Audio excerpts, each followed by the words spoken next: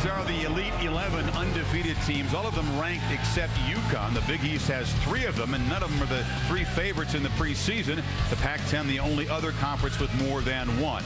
Of these 11 unbeaten teams, only 2 of them have ever played in a BCS bowl game. 11 unbeaten, by the way, is 2 more than the total we had last year. Desmond Howard joins us here. Hawaii still among the unbeaten. If you stayed up and watched that game, overtime against San Jose State, not a believer, but they're still undefeated. Yeah, he is. The Saturday slate includes a potential trap game for #1 LSU after that draining win over Florida. This is one I think everybody wants to see, is LSU on the road against Andre Woodson. Woodson's going to have a huge game. Now, Raphael Little, the running back, to take the pressure off of Woodson, is out of the game, so Tony Dixon will have to step up, because here comes the #1 defense in the country, and they're coming after Andre Woodson today in Lexington. And how about Boston College at Notre Dame? Boston College is 6-0 and nationally ranked. Today, they better watch out for the Irish. The Irish defense is forcing turnovers, and they're ready for an upset.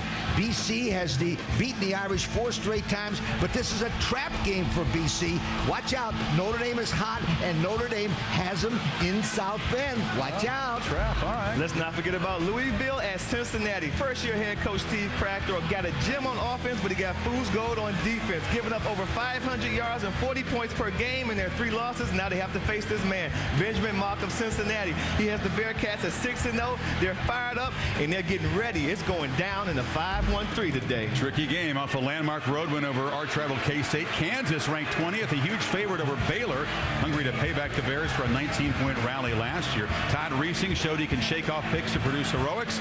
To test for Aqib Talib in the Jayhawks secondary versus that Bears spread offense. All right, Chris, let me learn you something about the Pac-10.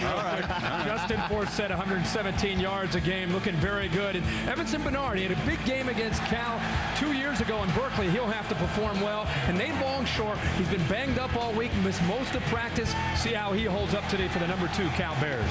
They got some tough teams out there, Kirk. Let me tell you about what's ahead for Cal. The roadblock games at UCLA. The Bruins, of course, have the 3rd-team quarterback, Mac Bethel-Thompson.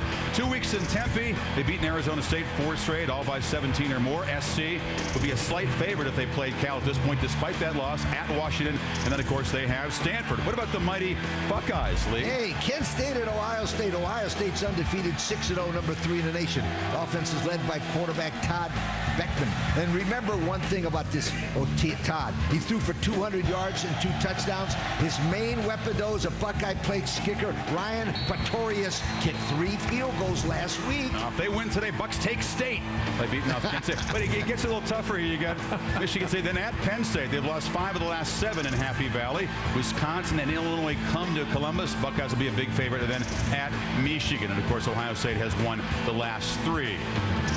So we talked about the BCS standings, which come out after this weekend's games. We can't wait till then. Brad Edwards of ESPN.com has given us the projected BCS standings. Notice that behind LSU, it's a virtual dead heat. Cal and Ohio State, 2-3. Missouri at 6th.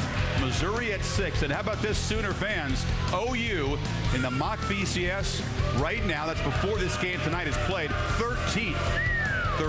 But if they win tonight, of course, they would move up. They're already up in arms. This is going to happen. This is going to happen as soon as the BCS standings come out. Teams are going to start booing and hissing. America's vote. You can add your opinion of who is the #2 team behind LSU. Is it Cal? Is it Ohio State?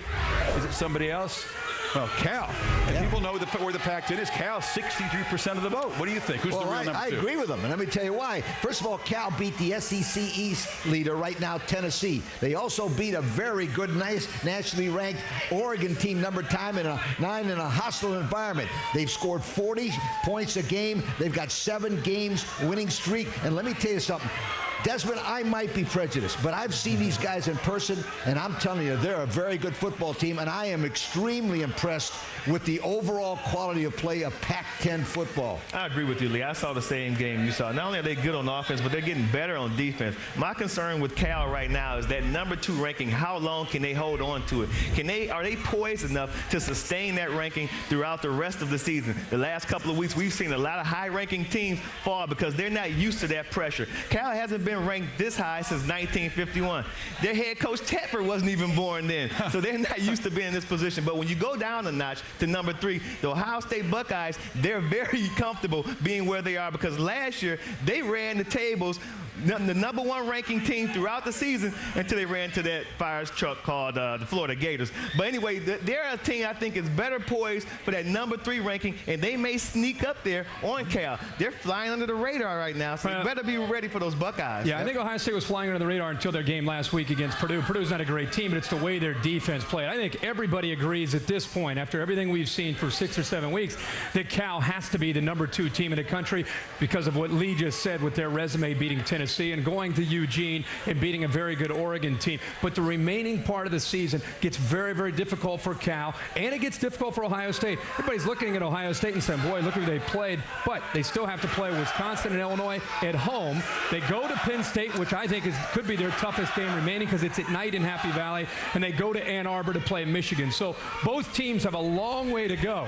But I saw Ohio State in person last week, and I think their defense is much better than they were last year. Wow. Lee touched on this.